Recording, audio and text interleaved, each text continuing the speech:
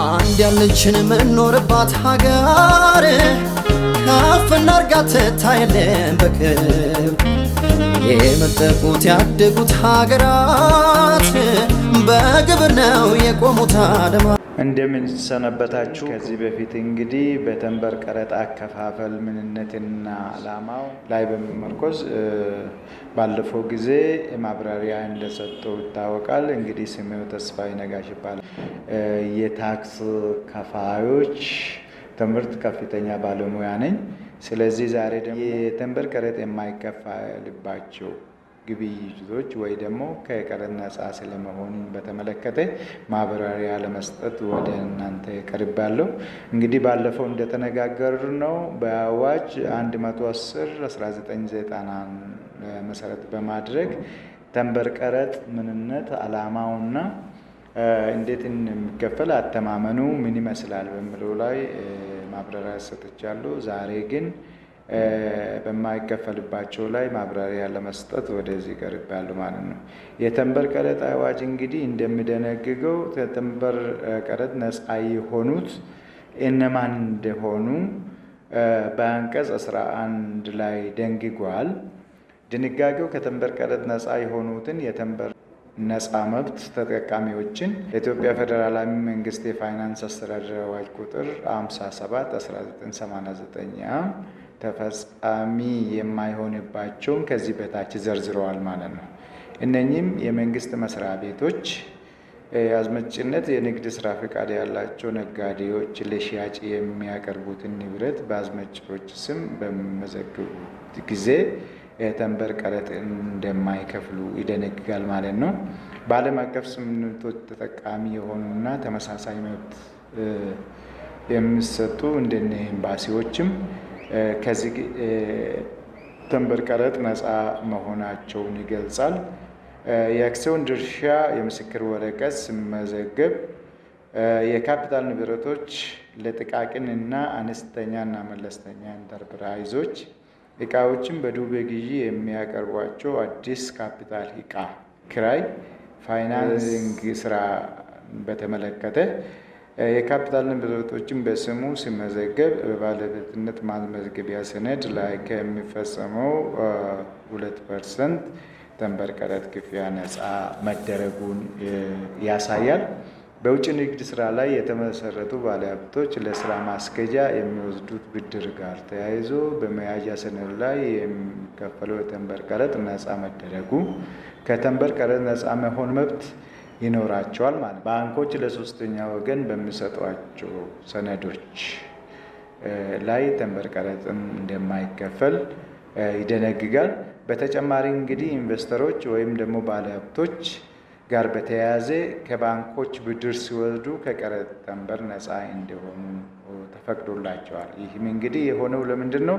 ኢንቨስትመንትን ለማበረታታት ሲባል እንደሆነ ያስቀምጣል ማለት ነው።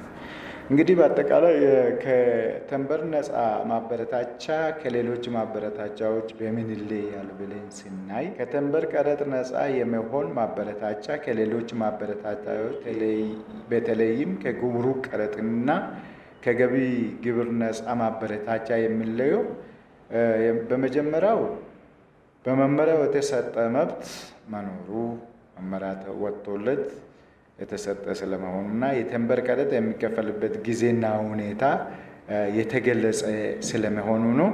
ከዚሁ ጋር እንግዲህ በተያያዘው ዝርዝር መብቱ አጠቃቀም መብቱ የሚጀምርበትና የሚጠናቀቅበት ጊዜ ግን በግልጽ ባለመመልከቱ ልዩ ያደርገዋል ማለት ነው። እንግዲህ ይህን ባለማድረጋቸው እርምጃዎች ምን ይመስላሉ ነው። ሁለት አይነት እርምጃዎች ይወሰዳሉ። እነሱም እንግዲህ አስተዳደራዊና ወንጀላዊ ቅጣቶችን በተመለከተ ለየት አድርጎ አስቀምጠዋል።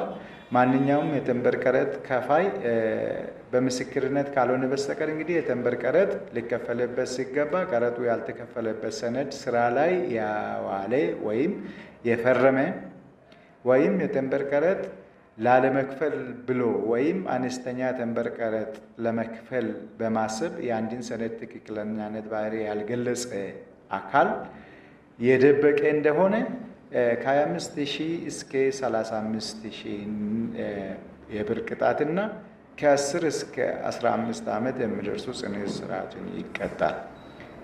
ተንበሮቹን ወይም እንግዲህ ተንበርን የተመጣባቸውን ሰነዶች ሳይፈቀድለት የሰጠ ወይም ለሽያጭ ያቀረበ እንደሆነ ከብር 5,000 እስከ 25,000 እና ከ3 ዓመት እስከ 5 ዓመት የሚደርስ ጽኑ እስራት ይቀጣል ብሎ ሕጉ ያስቀምጣል። እንግዲህ ጉዳዩ በአዋጅ አንቀጽ 10 ላይም ተደንግጓል።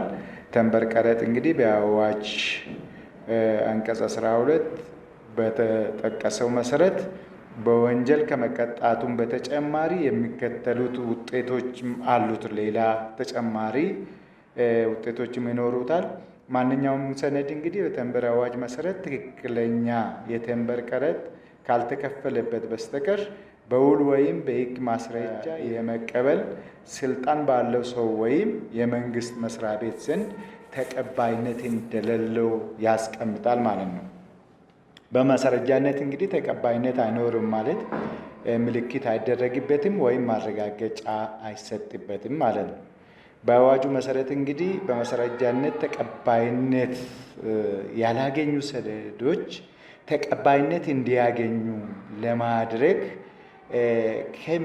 ከዚህ በፊት መክፈል ካለበት 2 እጥፍ ከፍሎ በማስረጃነት እንዲያዝለት ሊያደርግ እንደሚችልም ያስቀምጣል።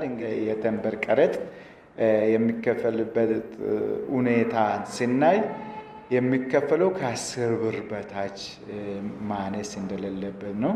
እንግዲህ በአጠቃላይ የተንበር ቀረጥ አዋጅ 110/1990 መሰረት ቢሆንም በአንዳንድ ጉዳዮች በተለይም ይግባኝን በተመለከተ በተንበር ቀረጥ ማሻሻያ አዋጅ 612/2001 በተደረገው በሚታይ እንግዲህ በወንጀል ፍርድ ቤት በሚታይ ክርክር ማስረጃዎች የሚቀርቡ ሰነዶች ባይመለከትም ሌሎች ላይ ይሄ አዋጅ ተፈጻሚ እንደሚሆን ይደነግጋል።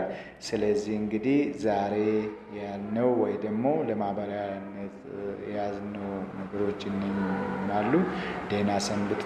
አመሰግናለሁ። አንድ ያለችን የምንኖርባት ሀገር ከፍ እናርጋት ትታየለን በክብር የመጠቁት ያደጉት ሀገራት በግብር ነው የቆሙት አለማ